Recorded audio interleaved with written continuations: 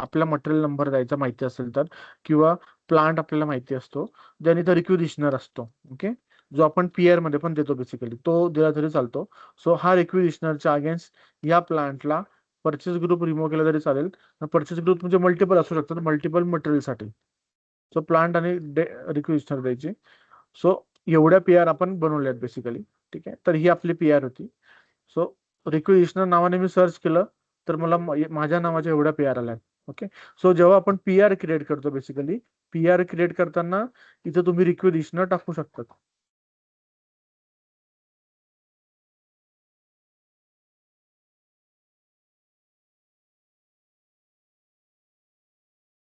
इथं कॉन्टॅक्ट पर्सनला जाऊन इथं तुम्ही टाकायचं रिक्विजिशनर. ओके, या पद्धतीने इथं. आणि इथं ट्रॅकिंग नंबर असतो, तोच तुमचा RFQ ला पण येतो या ठिकाणी. ओके, इथं ट्रॅकिंग नंबर जो मी दिला. सो मी हा पीआर नंबर, या पीआर नंबरच्या अगेन्स्ट मी RFQ क्रिएट करतोय, कारण मला जेव्हा रिक्वेस्ट आली तेव्हाच मी कोटेशन इश्यू करणार. ओके करायचं. डिलिव्हरी डेट 6 तारीख. ओके, मे बी 5 तारखेला हॉलिडे वगैरे असणार, तो त्याने 6 तारीख घेतली.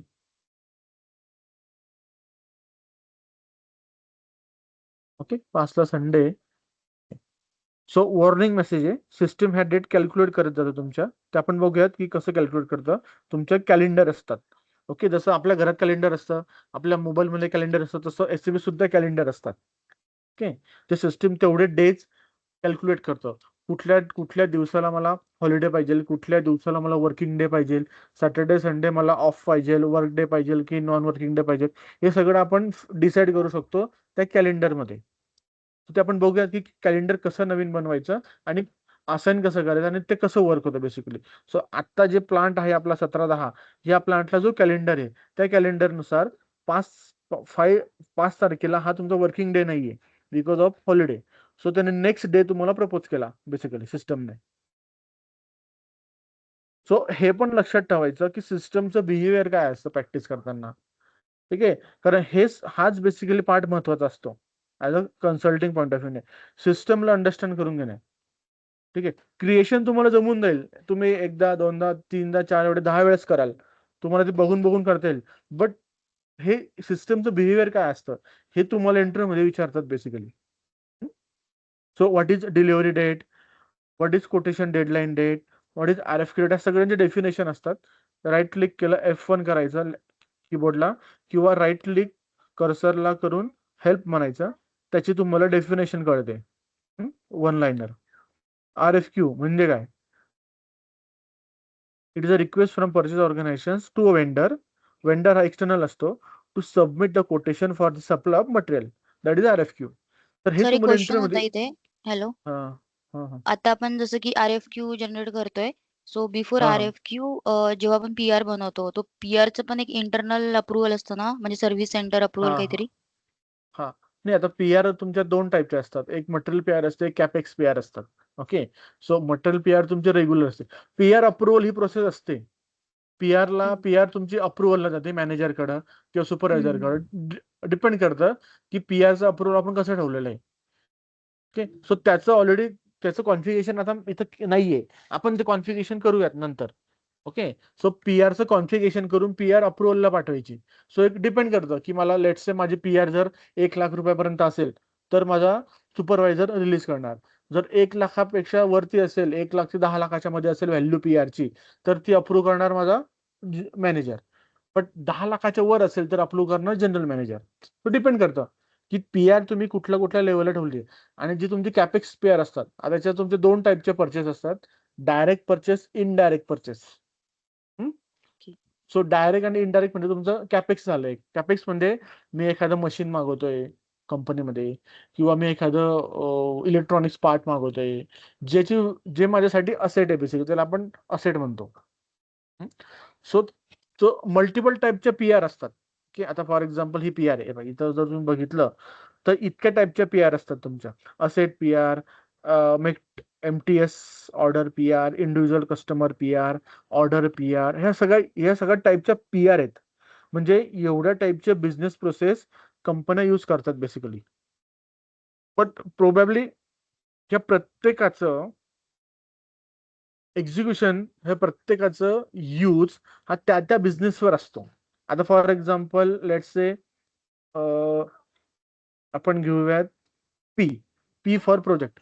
प्रोजेक्ट म्हणजे काय शिकलो? प्रोजेक्ट म्हणजे एखादं माझं खूप मोठं काम आहे, जसं की फॉर एक्झाम्पल जसं की मेट्रो. ओके, मेट्रो असते किंवा एखादा मॉल असतो, एखाद्या सिटीमध्ये मॉल बनतोय किंवा एखाद्या सिटीमध्ये खूप मोठी गोष्ट बनते जी ऍज अ गव्हर्नमेंट लॉन्च करते प्रोजेक्ट म्हणून. सो त्या सिनारिओसाठी तुम्हाला प्रोजेक्ट ही कॅटेगरी यूज करता येते.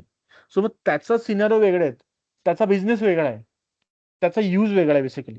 सो आपल्या डेली यूज मध्ये किंवा in general, okay, in general बिझनेसमध्ये आपण कुठल्या कुठल्या कॅटेगरी यूज करू शकतो.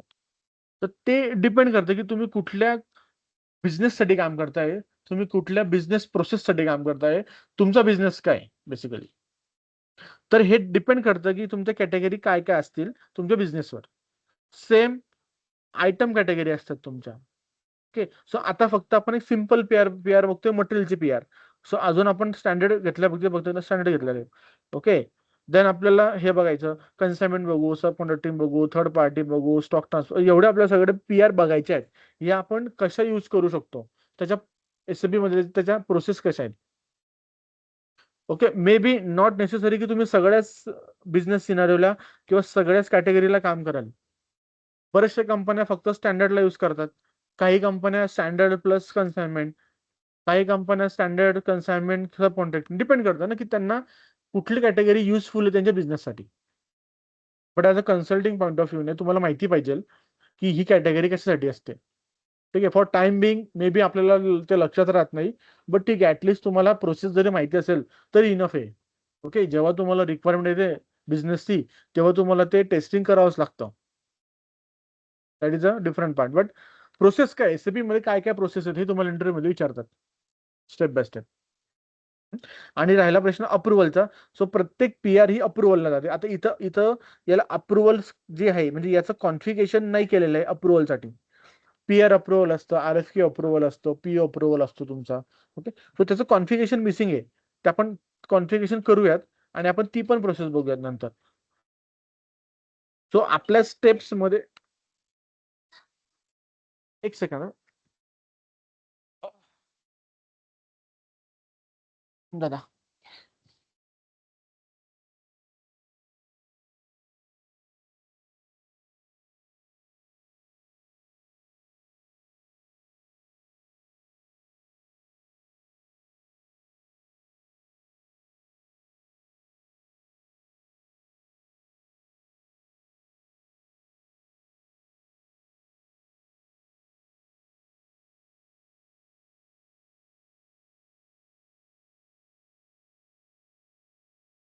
ओके, सो कुठलं कुठलं अप्रुव्हल जे असतं ते आपण कॉन्फिगरेशन करून बघूयात.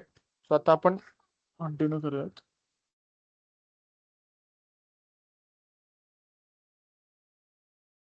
सो पीआरच्या अगेन्स्ट आरएफक्यू क्रिएट करूयात. Okay, reference to PR. या ठिकाणी माझा पीआर नंबर आला. ओके, सो पीआर नंबर मध्ये तुमचा टोटल जो आयटम असतो सगळा आयटम या ठिकाणी तुम्हाला दिसतो पीआरचा. PR number, item number, material, description. Okay, सिला सिलेक्ट करायचं, ॲडॉप प्लस डिटेल करायचं, म्हणजे याला कॉपी करायचा. हा आयटम आपण कॉपी करणार किंवा इथं कॉपी ॲडॉप प्लस असतो. ॲडॉप प्लस डिटेल म्हणजे हा पूर्ण याच्या पूर्ण डिटेल्स कॉपी होतात as it is, dates, quantity. आणि फक्त ॲडॉप म्हटलं तर तुम्हाला फक्त नंबर कॉपी होता. सो ॲडॉप प्लस डिटेल्स लावायचं. त्या ठिकाणी मटेरियल आलं, क्वांटिटी आली, कोटेशन डेडलाईन डेट 3 तारखेला होती आणि डिलिव्हरी डेट हा सिस्टमने कॅल्क्युलेट केली. सो आपण याला चेंज करूयात. डेटचे मी 6 तारीख घेतो. ओके, सो 6 तारखेला डिलिव्हरी. ट्रॅकिंग नंबर आला माझा पीआर वरून.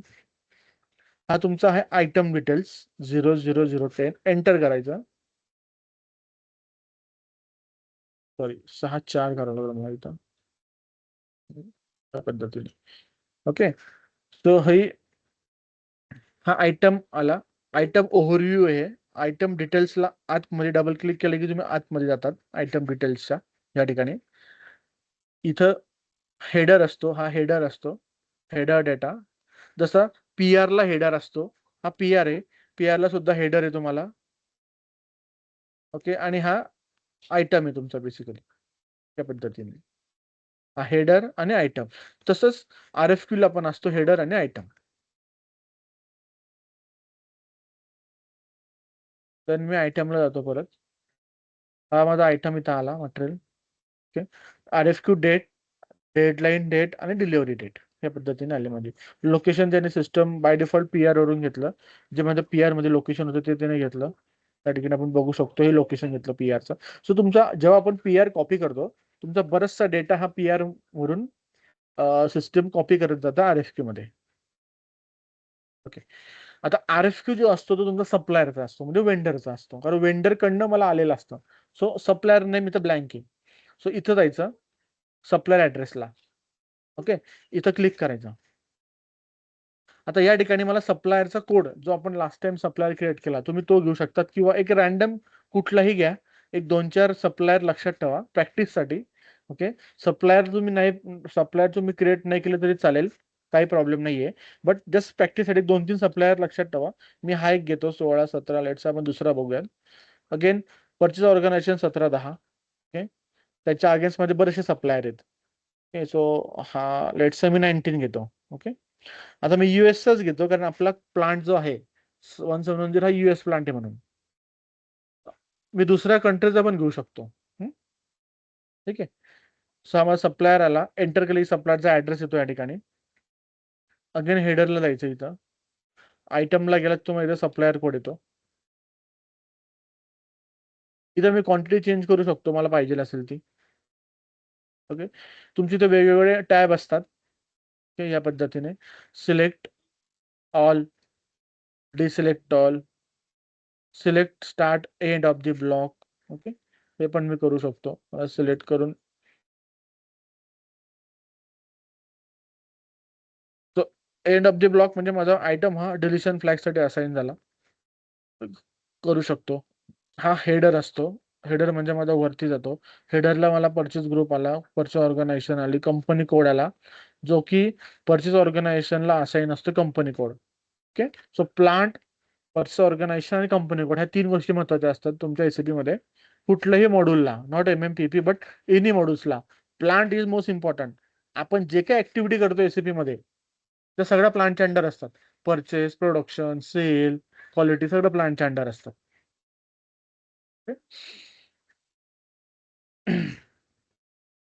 सो इथं मी व्हॅलिडिटी एंड डेट देऊ शकतो, स्टार्ट डेट देऊ शकतो. ओके, डिपेंड करतं मला पाहिजे असेल तर. बट एक सिम्पल डेडलाईन डेट द्यायची, कोटेशन डेट द्यायची, लँग्वेज द्यायची.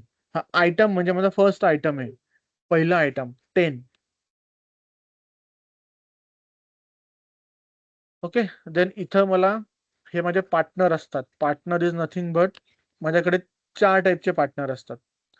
ओके, सो एक माझा सप्लायर असतो, एक माझा इन्व्हॉइसिंग पार्टी असतो, एक माझा गुड्स सप्लायर असतो, म्हणजे वेंडर, VN, PI म्हणजे इन्व्हॉइसिंग पार्टी, GS म्हणजे गुड्स सप्लायर, आणि OA म्हणजे ऑर्डरिंग ऍड्रेस.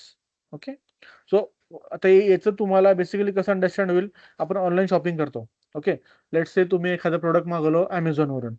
मग जेव्हा तुम्ही बिल करतात तेव्हा बिल हे दुसऱ्याच कंपनीला जातं. तुम्ही ऑब्झर्व केलं असेल तर मे बी तिथल्या एखाद्या लोकल पार्टीला बिल जातं, ते Amazonला जात नाही.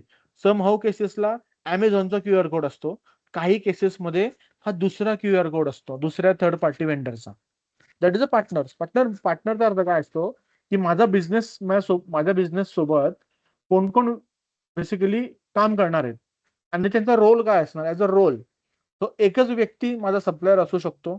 आता या केसमध्ये जो वेंडर आहे 19 तोच सप्लायर आहे, जो वेंडर आहे तोच इन्व्हॉइसिंग पार्टी आहे, जो वेंडर आहे तोच माझा ऍज अ सप्लायर असू शकतो, मी देऊ शकतो त्याला, किंवा माझा सप्लायर दुसरा असू शकतो. ओके, आणि जो ऑर्डरिंग ऍड्रेस आहे, जो ऑर्डर करतोय तो सुद्धा माझा सेम असू शकतो, माइट बी, किंवा डिफरंट डिफरंट असू शकतात. ठीक आहे, लेट्स से मी हा सप्लायर घेतला, माझा सप्लायर वेगळ्या या ठिकाणी, इन्व्हॉइसिंग पार्टी माझी वेगळी आली, हे मी देऊ शकतो.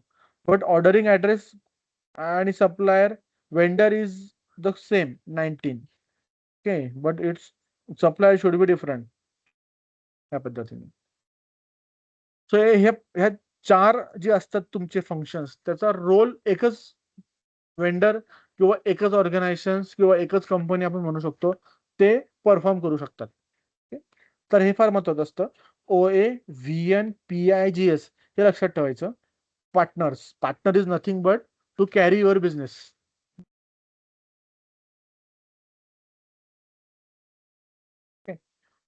देन इथं मी प्रिंट करू शकतो. तर प्रिंटसाठी मेसेज. हा मेसेज जो असतो आउटपुट, याला म्हणतात आउटपुट टाईप NEU. हा स्टँडर्ड असतो. आउटपुट टाईपचा अर्थ काय असतो बेसिकली, जसं की आपल्याकडे लॅपटॉप असतं, डेस्कटॉप असतं. सो आणि आपल्या घरात प्रिंटर असतं. सो प्रिंटरचं नाव असतं, ते आपल्या लॅपटॉपला आपण वायफाय किंवा केबल थ्रू कनेक्ट केलेलं असतं. बट ते प्रिंट होण्यासाठी तुम्हाला आधी ड्रायव्हर असतात लॅपटॉपमध्ये. प्रिंटरचे ड्रायव्हर तुम्हाला इन्स्टॉल करावे लागतात.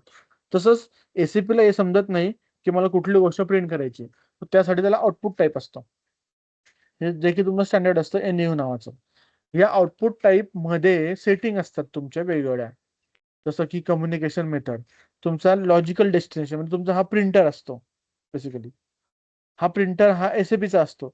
बट ह्या एसएपीच्या प्रिंटरच्या सेटिंग मध्ये आपण आपलं फिजिकल प्रिंटर देऊ शकतो. SSDB ला जातो मी. SS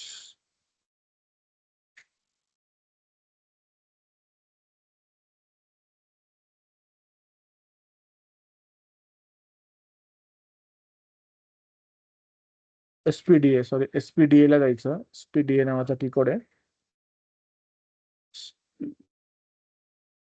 हा SPAD नावाचा टी कोड आहे. याच्यामध्ये माझं लॉजिकल असतं LP01. ठीक आहे. तर मग याच्या सेटिंग मध्ये मी आता त्यांनी डिफाईन काही केलं नाही बेसिकली. ओके. तर मी सेटिंगला जातो.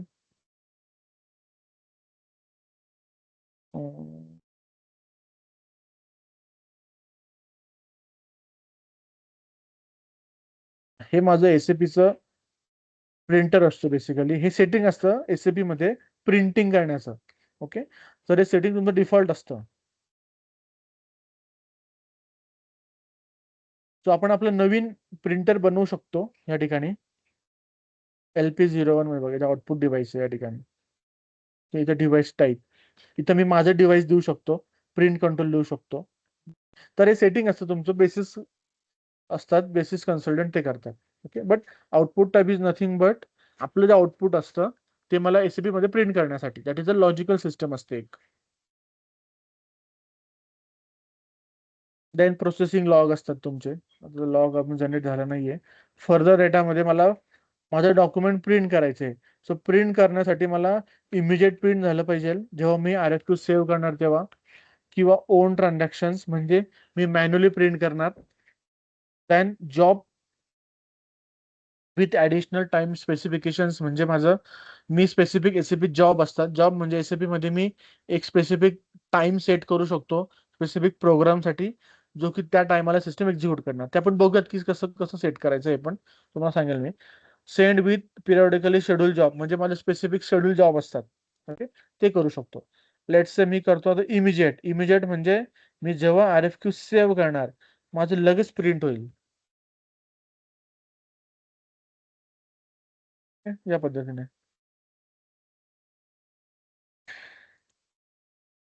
देन सेव्ह करायचं RFQ.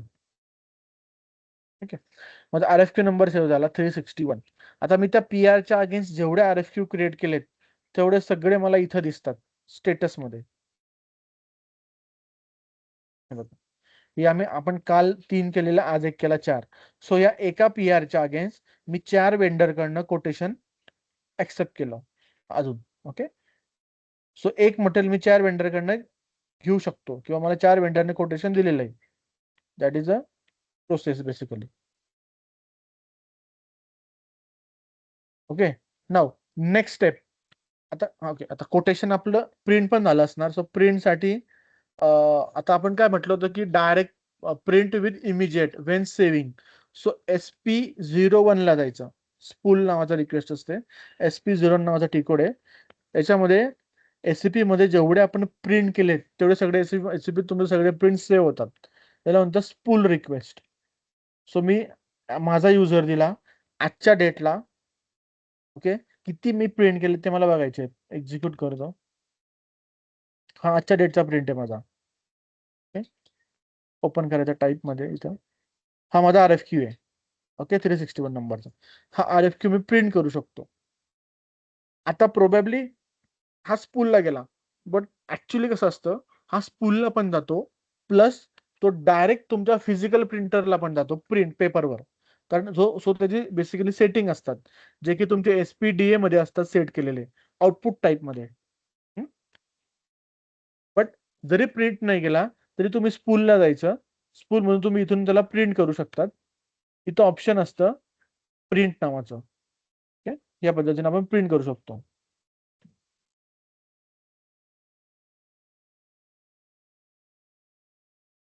किंवा मला मॅन्युअली प्रिंट करायचं असेल तर मी ME9A करणार मॅन्युअली प्रिंट करायला. ओके, हा माझा RFQ आला या ठिकाणी. परचेस ऑर्गनायझेशन ग्रुप आला या ठिकाणी. प्रोसिडिंग स्टेटस हा इम्पॉर्टंट असतो. ओके, 0, 1, 2. 0 म्हणजे नॉट प्रोसीड, म्हणजे मी प्रोसेस केलाच नाहीये. 1 म्हणजे सक्सेसफुली प्रोसीड, म्हणजे माझा प्रिंट झालेला आहे. आणि 2 म्हणजे एरर मध्ये प्रिंट केलाय बट तो स्पूलला गेला नाही, काहीतरी एरर दिला. सो आपल्या केसमध्ये आता सक्सेसफुल झालेला आहे, बट मला रिप्रिंट करायचा आहे. तो मी तो 1 करतो आणि एक्झिक्यूट करतो या ठिकाणी. या पद्धतीने अगेन याला प्रिंट करू शकतो. हा चेकबॉक्स सिलेक्ट करायचा, इथं डिस्प्ले मेसेज करायचा इथून. ओके, सो अशा पद्धतीने मला हा प्रिंट करता येतो इथून सेम. आता हा जो फॉर्मॅट असतो हा फॉर्मॅट SAPचा असतो, बट आपण हा फॉर्मॅट चेंज करू शकतो RFQचा बेसिकली. सो इथं तुमचा प्रॉपर लोगो असतो कंपनीचा, हे व्यवस्थित जरा अरेंज केलेलं असतं. ओके, सो याला म्हणतात स्मार्ट फॉर्म्स. काय म्हणतात? Smart forms. स्मार्ट फॉर्म्स आपण प्रिंट करतो ऍज अ PDF फॉर्मॅटला. बट हे सगळं तुमचं टेक्निकल चेंजेस असतात. टेक्निकल म्हणजे कोण? तुमचे डेव्हलपर असतात, ते सगळ्या गोष्टी चेंज करतात. बट त्यांना आपण लॉजिक सांगायचं असतं की कसं चेंज करायचं. ओके, ते आपण बघूयात नंतर की लॉजिक काय असतं. कुठली गोष्ट तुम्हाला चेंज करायची असेल एखाद्या प्रिंट मध्ये, त्याला आपण चेंज कशा पद्धतीने करतो बेसिकली आपण बघूयात नंतर लॉजिक काय असतं ते. बॅक करायचं. ठीक आहे, सो तुम्ही इथे मल्टिपल प्रिंट देऊ शकतात. लेट्स से मी फक्त सप्लायर दिला, ओके, किंवा फक्त मी प्लान देतो, ग्रुप देतो. याच्यामध्ये किती प्रिंट करायचे मला सगळे दिसतील या ठिकाणी. हा,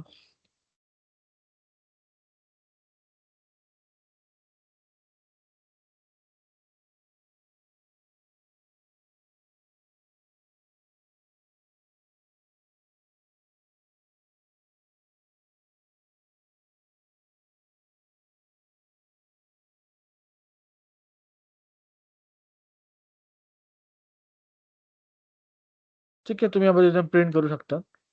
इथं मला मल्टिपल प्रिंट मी देऊ शकतो. 61, 62, 63 या पद्धतीने 62 येतो.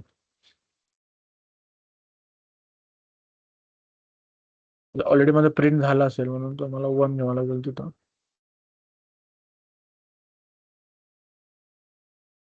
ठीक आहे, सो इथून मी मल्टिपल प्रिंट देऊ शकतो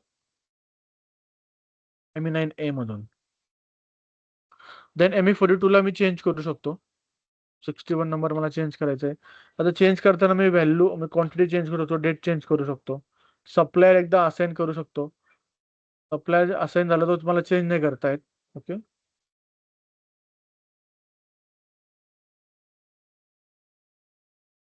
पण याचं कॉन्फिगरेशन असतं की सप्लायरचे फील्ड मला रिडेबल करायचे आहे का at the time of change मध्ये. ओके, सो प्रत्येक स्क्रीन जी तुम्हाला दिसते या प्रत्येक स्क्रीन मध्ये कुठली फील्ड्स मला रिक्वायर्ड पाहिजे, ऑप्शनल पाहिजे, मॅन्डेटरी पाहिजे, डिस्प्ले मोडला पाहिजे, ते आपण डिसाईड करू शकतो कॉन्फिगरेशन मध्ये. ME43 ला फक्त मी डिस्प्ले करू शकतो या ठिकाणी. ओके, सो असे मी चार चार RFQ बनवले आता ह्या PR च्या अगेन्स्ट. ओके, आता मला 5 बनवलेत, 4 बनवले बेसिकली. आता मला RFQ मेंटेन करायचं. Next step is RFQ maintain. Maintain म्हणजे काय असतं की मला प्राइस मेंटेन करायची आहे. सो ME47 हा टी कोड आहे. मेंटेनसाठी. ओके, आपण आता 1 बाय 1 मेंटेन करूया. पहिलं माझं घेऊ 355. ओके, 355 नंबरचा घेतो.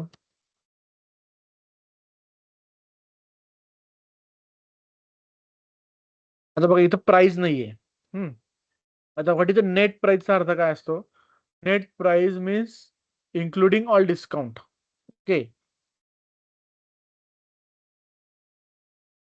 Net price is a price per unit. It is a taking the vendor surcharges and discount into the account. म्हणजे लेट्स से मी म्हटलं माझा एक शूज 1000 रुपयाचा आहे फॉर एक्झाम्पल, एक शूज पेअर. बट 1000 रुपयामध्ये मला डिस्काउंट पण आहे इन्क्लुडिंग. ऍक्च्युअली माझी प्राइस किती त्याची 1200 रुपये असणार. सो मला आपल्याला जी सो बेसिकली ऑनलाईन जी आपल्याला प्राइस दिसते एखाद्या प्रोडक्टची, ती तुमची इन्क्लुडिंग ऑल डिस्काउंट असते कधी पण, बरोबर ना? That is a net price. So आता या ठिकाणी मला प्राइस द्यायची आहे. सो लेट से आता मी दिली हा, तर आपण प्राइस साठी आयटम सिलेक्ट करायचा. इथं कंडिशनला जायचं, आयटम कंडिशन्सला. ओके, ते ओपन करायचं.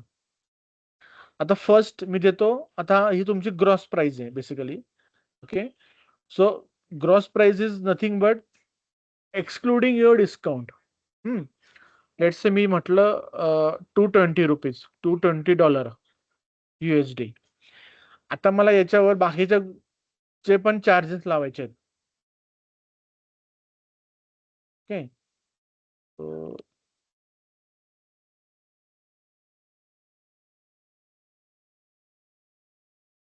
तर ह्या माझ्या बाकीच्या खाली कंडिशन आल्या सगळ्या. या कंडिशन म्हणजे काय असतात? तुमच्या प्राइसिंग प्रोसिजर असतात बेसिकली. म्हणजे मला कुठल्या कुठल्या टाईपचा डिस्काउंट लावायचा आहे किंवा कुठल्या कुठल्या टाईपचा मला अमाऊंट अजून ऍड करायची. सो मी 200 रुपये म्हटलं माझी प्राइस. 200 रुपयामध्ये मला समजा gross amount of percentage discount लावायचा असेल, तो मी लावू शकतो. आता या सगळ्या कंडिशन असतात. कंडिशन इज नथिंग बट जसं की आपलं डिस्काउंटची कंडिशन असते किंवा आपण डिस्काउंट घेतो, तुम्हाला एखादा कुपन कोड असतो. ओके, किंवा एखादा कुपन कोड किंवा एखादं वाउचर असतं. तसंच एसएपी सुद्धा त्या गोष्टी अंडरस्टँड होण्यासाठी कंडिशन टाईप असतात. ओके, या कंडिशन टाईप आपण बनवू शकतो आपल्या बेसिकली. जसं की डिस्काउंटचे असणार, फ्रेटचे असणार, व्हॉट एव्हर जे आपल्याला पाहिजे ते आपण बनवू शकतो. मला कुठल्या टाईपचा डिस्काउंट द्यायचा आहे, कुठल्या टाईपची मला कंडिशन अप्लाय करायची. आता फॉर एक्झाम्पल आपण, ठीक आहे, आता मी या ठिकाणी 200 रुपये म्हटलं की माझी प्राइस आहे basically.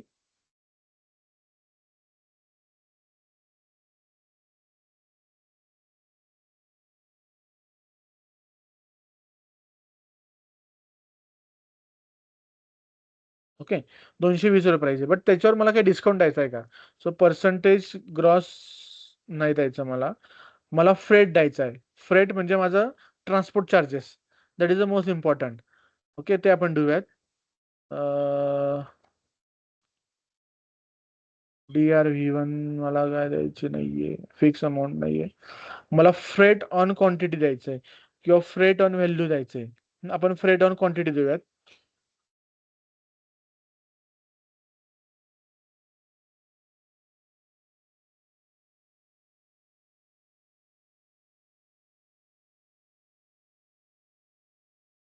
Okay, so freight on quantity किंवा फ्रेट ऑन वेट. वेट माझं वजन किती असणार, त्या वजनावर मला डिस्काउंट द्यायचा असेल किंवा माझी क्वांटिटीवर किती मला डिस्काउंट द्यायचा आहे.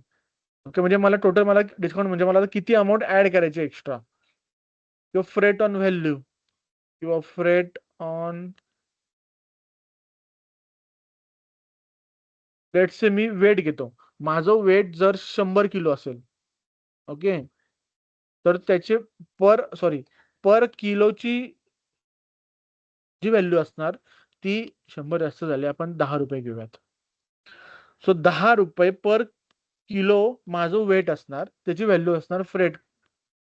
म्हणजे माझं वजन जर 1000 किलो आहे, तर माझी एका किलोची 10 रुपये, तर 1000 किलोची किती, ती माझी अमाऊंट झाली, जी माझी एक्स्ट्रा अमाऊंट झाली माझ्या प्राइसिंग मध्ये बेसिकली.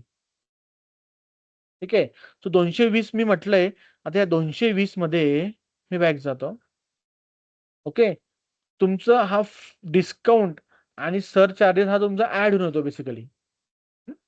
आता इथं डिस्काउंट त्यांनी दिला नाही, डिस्काउंटची कंडिशन ऍड केली नाहीये. सो हा एक फ्रेट मी ऍड केला 10 रुपये पर किलोने. आपण अजून एक ऍड करूयात, क्रॉस वेट.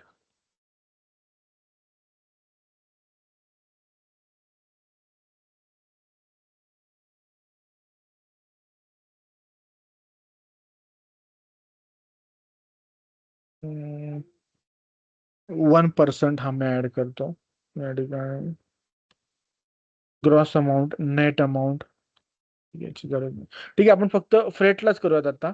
फ्रेट म्हणजे काय की वजन, माझी ट्रान्सपोर्ट व्हॅल्यू. ओके, माझ्या जेवढ्या वजनाचं मटेरियल असेल त्या पर वजनावर माझं बेसिकली अमाऊंट असणार फ्रेट चार्जेस. ओके, तर मी 10 रुपये पर किलो प्रमाणे घेतलं आणि माझी ऍक्च्युअल व्हॅल्यू 220 रुपये.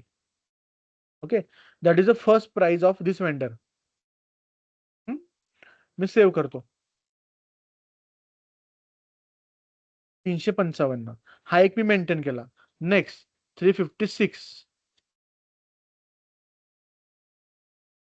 अगेन सेम सिलेक्ट करायचं, कंडिशनला जायचं. आता मी सिलेक्ट ऑल करून घेतो. आता लेट्स से इथं मी 215 रुपये करतो. ओके, बट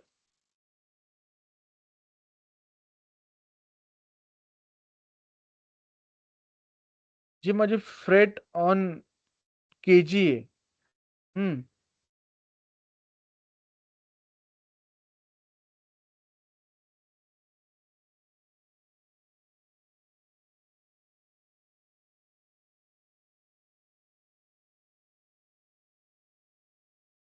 ती मी लेट्स से घेतलो 8 रुपये घेतो आपण, म्हणजे 8 रुपये और 8 USD पर केजी घेतली मी.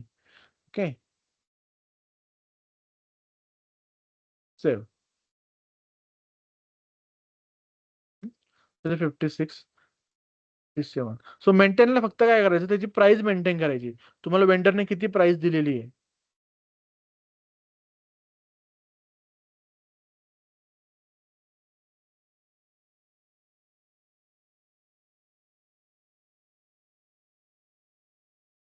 ₹230 घेऊयात, बट आपण याला फ्रेट काहीच द्यायचं नाही. फ्रेट त्याने सिस्टमने मागितला नाहीये वेंडरने.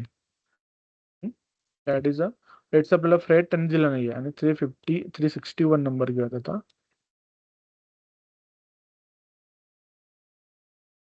Okay, condition.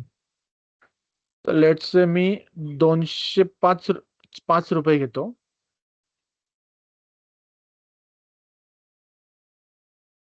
205 रुपये घेतली ग्रॉस प्राइस. ही पण तुम्ही दोघं घेऊ शकतात, कुठली घेऊ शकतात, सेमच आहे बेसिकली. आणि मी फ्रेट घेतो या ठिकाणी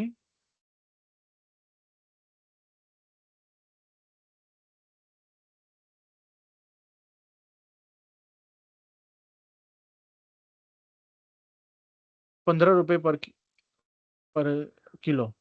या पद्धतीने सेव्ह. ओके, सो आता मी हे 4 RFQ मेंटेन केलेत. आता मला हे बघायचे आहेत की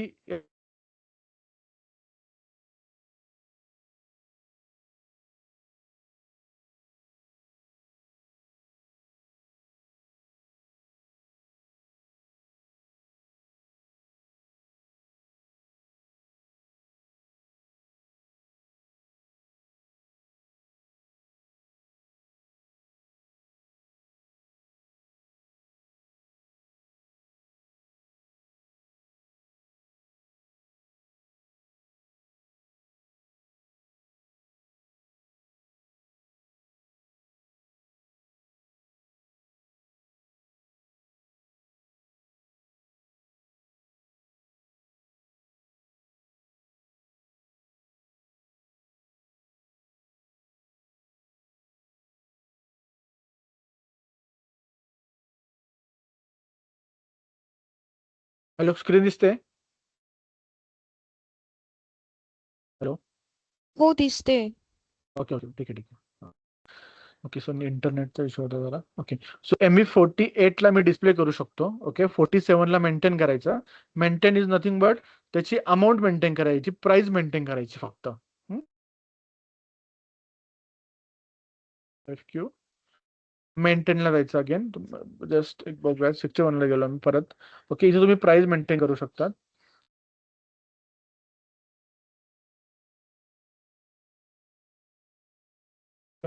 आता एक सेकंड, इथे 0 प्राइस आली. 55.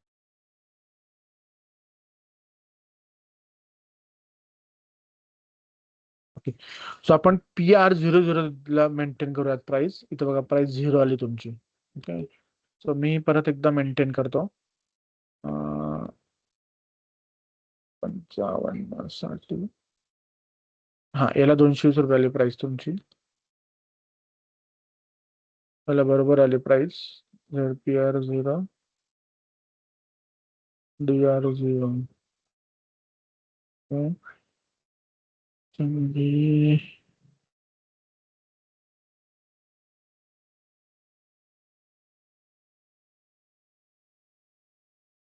FGW. ओके, FGW दिलं आपण ना.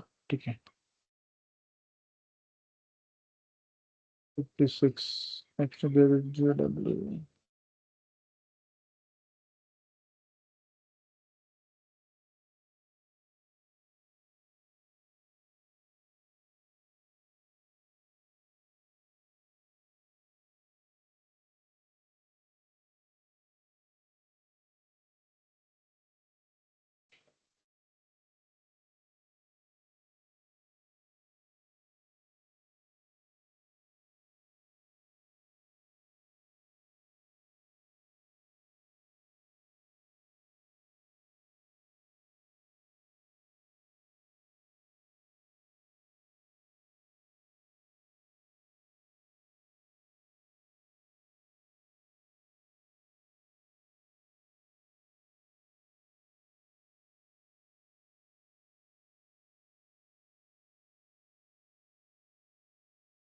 ठीक आहे.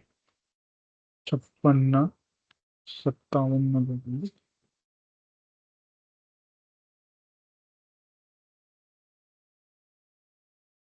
ही कंडिशन आपल्याला गरजेचं नाहीये. ओके, म्हणून तो कॅल्क्युलेट करत नाही. मी डिलीट करतो. जस्ट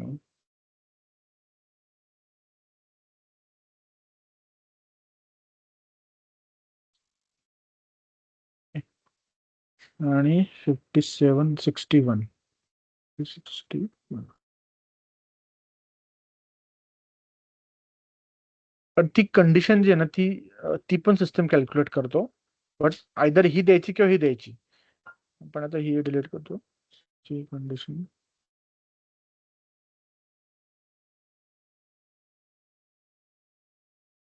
ओके, ठीक आहे. सो डिस्प्लेला ME48 ला जायचं. आपण डिस्प्ले करू शकतो प्राइस. जस्ट फक्त बघायचं या ठिकाणी. नाव प्राइस कंपॅरिझन. लेट्स से माझ्याकडे 10 कोटेशन आले असतील, तर मला माहिती ना की मी काय काय प्राइस मेंटेन केली. सो याला प्राइस कंपॅरिझन करायचं. तो कंपॅरिझन करताना परचेस ऑर्गनायझेशन 1710 द्यायची. या ठिकाणी कोटेशन द्यायचे, कोटेशन नंबर्स. या ठिकाणी सिलेक्ट ऑल करायचा. Mean value, maximum value, including discount, delivery cost, whatever जी कॉस्ट असेल, जी मेंटेन केली ती तुम्हाला सगळी दाखवणार सिस्टम. सो आता मी या ठिकाणी मी कोटेशन 6,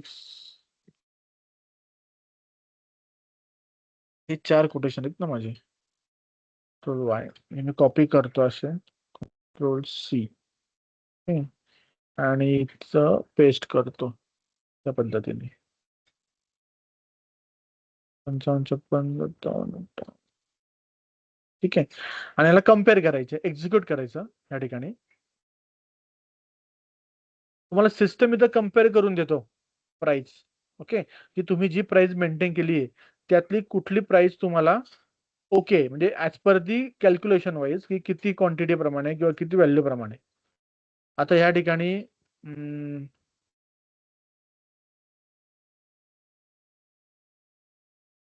हे बघायचं मीन आणि मीन व्हॅल्यू आणि मिनिमम व्हॅल्यू बेसिकली. आता 361 पहिल्याला आपण काय बोललो होतो, 15 रुपये 0.15 ने माझी व्हॅल्यू बेसिकली आहे. या ठिकाणी 220 रुपये माझी प्राइस झाली. 357 ला आपण मेंटेन केलं नसेल, 358 ला प्राइस नसेल. ओके, 15-22 357 ला परत एकदा मेंटेन करूयात आपण.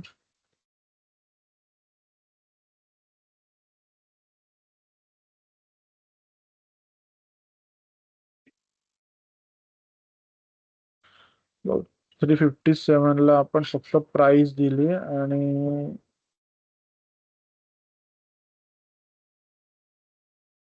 ठीक आहे, याला आपल्याला फ्रेट नव्हतं ना, म्हणून त्यांनी तुम्हाला इथं फ्रेट नाही दाखवला. त्याला फ्रेट पण होता, प्लस तुम्हाला डिस्काउंट पण होता. सॉरी, ऍक्च्युअल व्हॅल्यू पण होती आपली. 358 ला जाऊ बघूयात.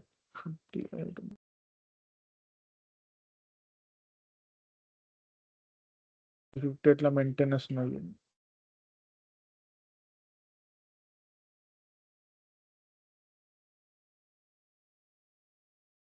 अच्छा, हा वेगळा ऑलरेडी, हा आपला मटेरियल नाहीये.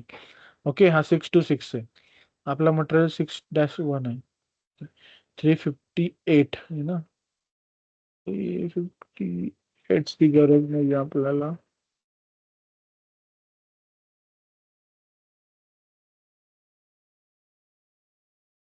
पंचावन्न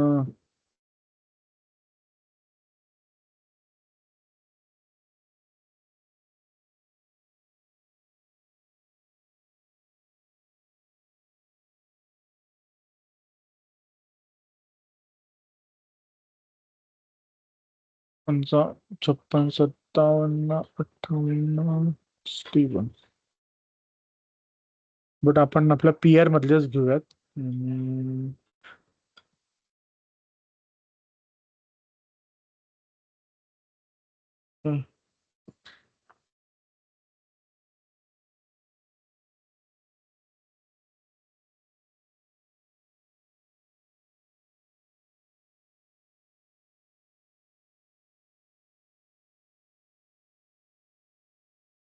हे 4 घेऊयात आपण. Ctrl+Y, Ctrl+C.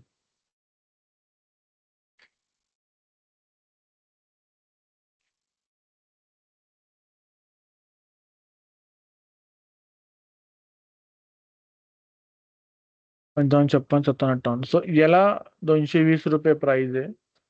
त्याला प्राइस मेंटेन नाही असं तर म्हणतोय. बघूयात आपण. 56, 57, 58 प्राइस मेंटेन.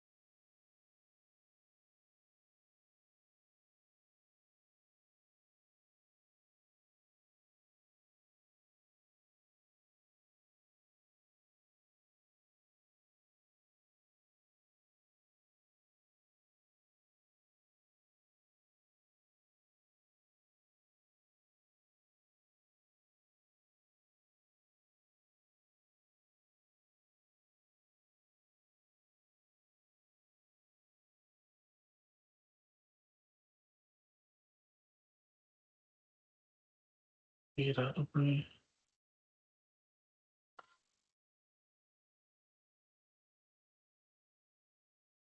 2-3 कंडिशन देऊयात आपण त्याला.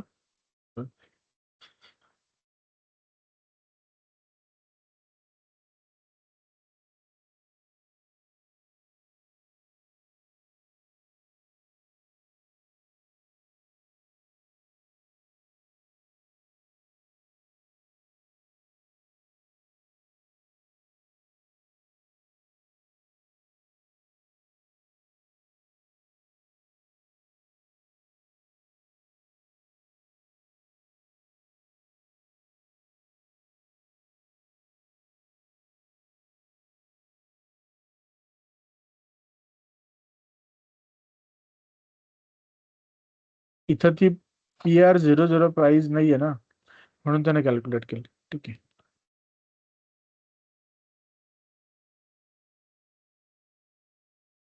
ठीक आहे, तुम्ही आता एवढंच करा जस्ट. ओके, आपण परत एकदा जेव्हा प्राइसिंग प्रोसिजर घेऊयात, कंडिशन टाईप नवीन म्हणून, त्यावेळेस तुम्हाला लक्षात येईल. सो बेसिकली इथे काय करतो आपण, फक्त इथं आपण प्राइस कम्पेअर करतो. माझ्याकडे किती कोटेशन होते आणि त्याची प्राइस काय होती. सो जी प्राइस तुम्हाला ग्रीन मध्ये असते, that is okay price basically. ती प्राइस आपण ऍक्सेप्ट करू शकतो. बट डिपेंड करतं. आता आपल्या कंडिशनला आपण काय घेतलेलं आहे की फ्रेट चार्जेस आणि माझी ग्रॉस प्राइस. सो कधी कधी ग्रॉस प्राइस जास्त असते बट फ्रेट चार्जेस कमी असतात. That is okay. But some of केसेसला फ्रेट चार्जेस कमी असतात आणि माझी ग्रॉस प्राइस ही जास्त असते. सो डिपेंड करतं की बिझनेससाठी कुठली गोष्ट ही ऍक्सेप्टेबल आहे. सम हाऊ फ्रेट चार्जेस मी दरवेळी चेंज करू शकतो. ओके, बट व्हॅल्यू इज माझी चेंजेबल नसते, त्याला मला अप्रुव्हल लागतं. सो फ्रेटसाठी मी वेगळा वेंडर बघू शकतो नंतर ट्रान्सपोर्टसाठी. बट व्हॅल्यू जर मला कमी कमी मिळाली असेल त्यावेळची, तर मी ते कोटेशन ऍक्सेप्ट करू शकतो बेसिकली. सो या पद्धतीने आपण कम्पेअर करतो या ठिकाणी. जस्ट फक्त कम्पेअर करायचं. लेट्स से आपण एक 355 नंबरचं ओके करूयात. आता ओके आणि नॉट ओके म्हणजे काय असतं की ME47 ला जायचं. ओके, 355 नंबरचं मला ओके करायचं आहे. सो एक हे ऍज इट इज करायचं. 356 ला जायचं. ओके, इथं ऑप्शन असतं रिजेक्शनचं. हे बघा, हा आर असतो. R means rejection indicator. Okay, हा सेम आयटमला पण गेलो मी, इथे डबल क्लिक करतो, रिजेक्शन इंडिकेटर. म्हणजे हे कोटेशन मला ऍक्सेप्टेबल नाहीये basically. Okay, that is a use of rejection indicator.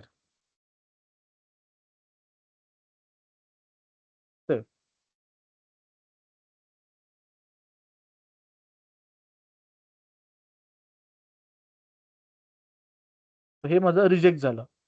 Again 357 हे मला रिजेक्ट करायचं. इथं मी आर ला जाणार.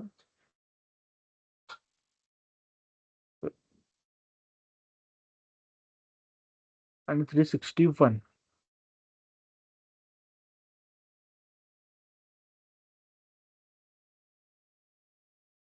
रिजेक्शन. ठीक आहे, तर हे मी रिजेक्ट केलं बेसिकली कोटेशन इंडिकेटरचा. तर माझा हा 355 नंबरचा ओके, म्हणून याला मी रिजेक्शन इंडिकेटर नाही दिलं. ओके, 355 ला जाणार मी, याला me keep as it is indicator नाही दिलं. सो आता काय करायचं, याच्या अगेन्स्ट 10 ओपन करायचा आणि इथं इन्फो रेकॉर्ड अपडेट करायचा. तर इन्फो रेकॉर्ड पण एक मास्टर डेटा असतो आपला एसएपीचा. जसं मटेरियल असतो, सप्लायर असतो, तसं इन्फो रेकॉर्ड असतो. Info record is nothing but he त्या मटेरियलची फायनल प्राइस मला काय ठेवायची आहे विथ रिस्पेक्ट टू त्या वेंडर सोबत. तर इन्फो रेकॉर्ड आपण मॅन्युअली क्रिएट करू शकतो ME11, ME12, ME13 ने, किंवा कोटेशन वरून सिस्टम ऑटोमॅटिकली क्रिएट करणार. सो ही प्राइस मला आता फायनल करायची. सो इथे इथं ME47 ला जायचं, आयटमला जायचं आतमध्ये. ओके, ME47 ला जाऊन आयटमला डबल क्लिक करायचं. ही प्राइस मला ऍक्सेप्टेबल आहे. इथं इन्फो रेकॉर्डला जायचं. इन्फो रेकॉर्डला जाऊन इथं अपडेट म्हणायचं. Okay, so update is the first is no update. Second is update with or without plant. B means update with plant. If no plant, then update without plant if no plant requirement. So इथं B घ्यायचं always. B का घ्यायचं, कारण ही price मला प्लांटला assign करायची. जो माझा plant असणार या प्लांटला प्राइस गेली पाहिजे. Okay, so before that just तुमच्या अंडरस्टँडिंग साठी मी याचा इन्फो रेकॉर्ड ओपन करतो ME13 ला. तर हा 10 नंबरचा वेंडर आहे माझा. 355 ना, 355 साठी मी 43 ला जातो. कुठला वेंडर आहे माझा, 10 नंबरचा. ओके, या मटेरियल साठी प्लांट 1710 आणि स्टँडर्ड. ओके, तर याचा बघा, info record does not exist. Okay, कारण इन्फो रेकॉर्ड क्रिएटच केलं नाही आपण अजूनपर्यंत. ओके, नाऊ आता मी मेंटेनला जातो. मी 47 ला इन्फो रेकॉर्डला इथं बी करतो. बी मीन्स तो सिस्टम आता ही प्राइस अपडेट करणार, म्हणजे बॅकएंडला तुमचा ME11 हा जो ट्रान्झॅक्शन कोड आहे क्रिएट करताना, तो तुम्हाला इन्फो रेकॉर्ड सिस्टम क्रिएट करणार. तो बिलचे आता मी बी करतो इथं. आणि टॅक्स कोड पण द्यायचा. टॅक्स कोड म्हणजे जसं आपलं जीएसटी असतो, आपले जीएसटी टॅक्स कोड असतात, तसेच तुमचे याचे पण टॅक्स कोड असतात टॅक्सेशनचे. सो आता मी टॅक्स कोड देतो I1. Okay, what ever. So tax code आपण बघूयात की कसा क्रिएट करायचा, टॅक्स कोडचं कॅल्क्युलेशन कसं असतं. ओके, ते तुम्हाला लक्षात येईल नंतर पुढं. सो मी I1 देतो. ठीक आहे. सो हा मी ऍक्सेप्ट करणार. याच्या अगेन्स्ट मला इन्फो रेकॉर्ड अपडेट करायचा आहे, कारण हा मी कोटेशन ऍक्सेप्ट केलेला आहे. So quotation has been maintain. आता मी अगेन ME13 ला जातो. Okay, enter. आता माझा RFQ, सॉरी, माझा इन्फो रेकॉर्ड बॅकएंडला क्रिएट झाला. ओके, ऑटोमॅटिकली, कारण तिथं मी बी केलं म्हणून. बेसिकली हे बघा, हे माझं 200 म्हणजे प्राइस जनरेट झाली ऑटोमॅटिकली. माझा टॅक्स कोड पण आला. हा माझा RFQ आला. करेक्ट. या RFQ च्या अगेन्स्ट माझा इन्फो रेकॉर्ड आपण क्रिएट केला बेसिकली, आणि ही माझी कंडिशन आहे. ओके, सो दिस इज तर ही बेसिकली अशी प्रोसेस असते. RFQ च्या अगेन्स्ट इन्फो रेकॉर्ड क्रिएट करायचे. हेच मी मॅन्युअली पण करू शकतो ME11 ने. ओके, बट ME11 ने जर केलं तुम्ही, तर दॅट इज अ मॅन्युअली. त्याला काही इट डझंट मीन की त्याला काही व्हॅल्यू नसते. बट हे तुमच्या प्रोसेस थ्रू आलेले. आता RFQ मी अप्रूव्ह केला. RFQ ची जी माझी प्राइस होती, ती प्राइस सिस्टमने ऍक्सेप्ट केली basically. That is the use of RFQ. आता माझ्याकडे ऑफिशियली प्राइस आलेली आहे या मटेरियलची ₹220. आता इथून पुढं मी जेव्हा पण याच्या अगेन्स्ट PO करणार, तेव्हा माझी प्राइस ऑलवेज ₹220 प्लस ₹10 माझे फ्रेट, हे सिस्टीम ऍड करून मला प्राइस शो करणार PO मध्ये ऑलवेज. तर info record is a master data असतो तुमचा. इन्फो रेकॉर्ड आपण मॅन्युअली पण क्रिएट करू शकतो बेसिकली. आता याच्यामध्ये मला चेंज करायचं असेल तर मी ME12 ला जाणार चेंज साठी. ओके, ME12 नावाचं ट्रान्झॅक्शन कोड आहे माझं. इथं मी GR बेस इन्व्हॉइस करतो. ओके, GR बेस इन्व्हॉइस म्हणजे मला गुड रिसिप्ट जर करायचं असेल तर मला इन्व्हॉइस रिसिप्ट आधी लागेल. IR करायचं असेल तर मला GR लागेल. म्हणजे इन्व्हॉइस करायचं आधी मला गुड रिसिप्ट लागेल. जोपर्यंत मला मटेरियल इश्यू होत नाही, रिसिव्ह होत नाही, तोपर्यंत मी इन्व्हॉइस पोस्ट करणार नाही. आणि माझा प्लॅन डिलिव्हरी टाइम असतो, तो मी देणार 2 दिवस. म्हणजे मला 2 दिवस माझा system plan delivery time consider करणार. तर इथं मी 1 ला गेलो. जनरल डेटाला मला या ठिकाणी मी देऊ शकतो रिमाइंडर वगैरे. ओके, अवेलेबल वेंडर कधीपासून कधी अवेलेबल आहे. प्लॅन स्टँडर्ड क्वांटिटी 100 दिली, कारण माझा RFQ 100चा होता म्हणून. ओके, त्या पद्धतीने.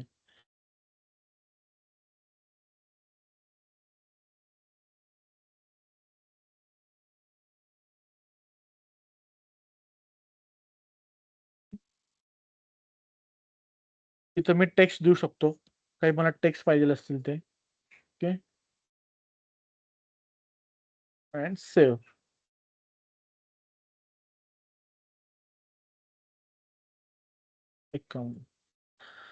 ओके, माझा इन्फो रेकॉर्ड हा चेंज झाला. हा इन्फो रेकॉर्डचा नंबर असतो, जो सिस्टम जनरेट करतो विथ कॉम्बिनेशन ऑफ 17 म्हणजे पुढच्या ऑर्गनायझेशन आणि प्लांट, ह्या दोघांच्या कॉम्बिनेशन हे मटेरियल मला परचेस करायचंय या वेंडरकडनं बेसिकली.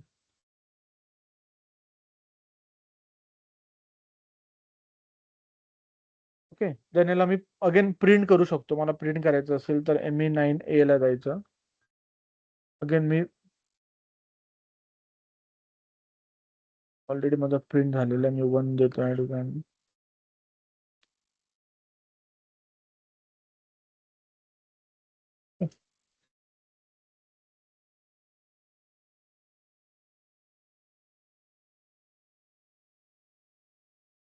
आणि जो माझा रिजेक्शनचा झालेला आहे 56, त्याला तुम्हाला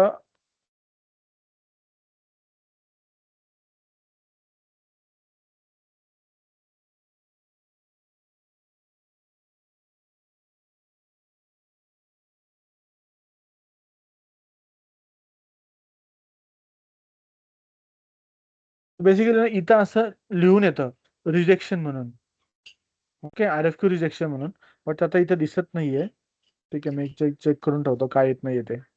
सो जो तुमचा रिजेक्ट झालेला असतो त्याचा मेल जातो वेंडरला की your RFQ has been rejected, whatever जे काय असेल तुमचा ईमेलचा फॉर्मॅट, त्या फॉर्मॅटला आपण मेल जातो ऑटोमॅटिक, किंवा त्याला आपण ईमेल ईमेल पण त्याला पाठवू शकतो की तुझं कोटेशन रिजेक्ट झालेलं आहे because of your price, what ever जे काय रिझन असेल ते.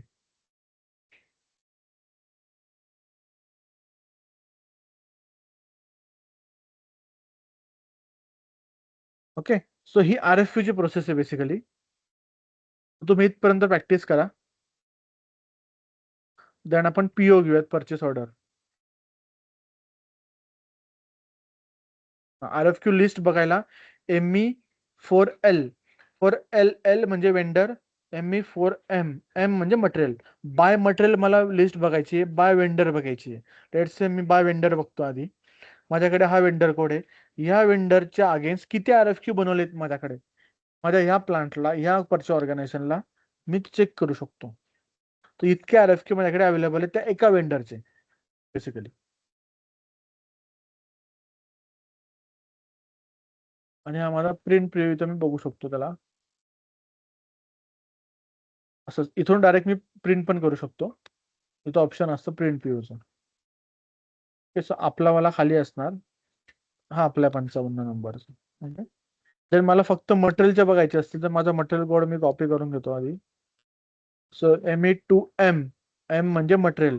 बाय मटेरियल वाईज मला मटेरियल कोड माहिती असेल तर मटेरियल कोड देणार या ठिकाणी आणि एक्झिक्यूट करणार.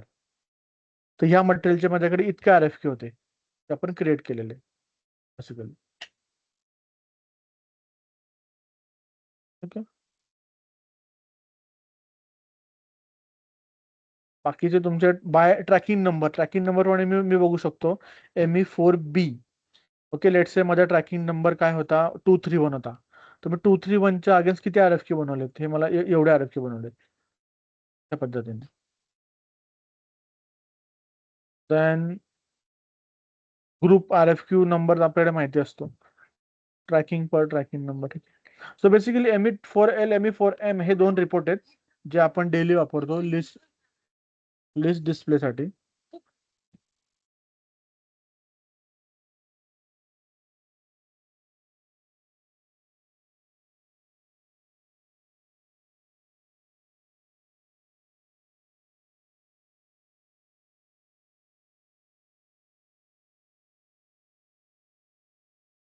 ओके, मग नेक्स्ट इज परचेस ऑर्डर. आपण आता याच्या अगेन्स्ट PO क्रिएट करणार फायनली. आता माझं RFQ कन्फर्म झालं, प्राइस फिक्स झाली.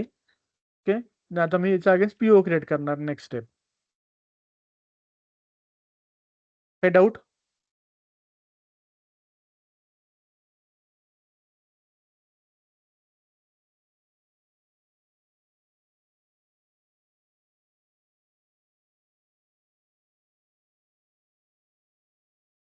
हॅलो,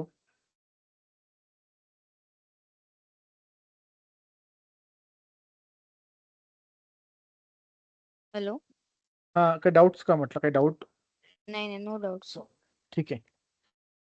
सो RFQ मेंटेन पर्यंत करायचं, RFQ अप्रूव्ह वगैरे करा. ते कम्पॅरिझन दॅट इज ओके, नाही केलं तरी चालेल. तुम्ही जस्ट तुम्हाला क्रिएट करता आलं तरी भरपूर आहे. कम्पॅरिझन तुमचं असं होऊन जातं ऑटोमॅटिकली, डझंट मॅटर. सो इथपर्यंत करा तुम्ही, RFQ क्रिएट आणि इन्फो रेकॉर्ड अपडेट करा त्याचा. सो मग आपण घेऊया नेक्स्ट ला परचेस ऑर्डर क्रिएशन, की PO कशी बनवायची.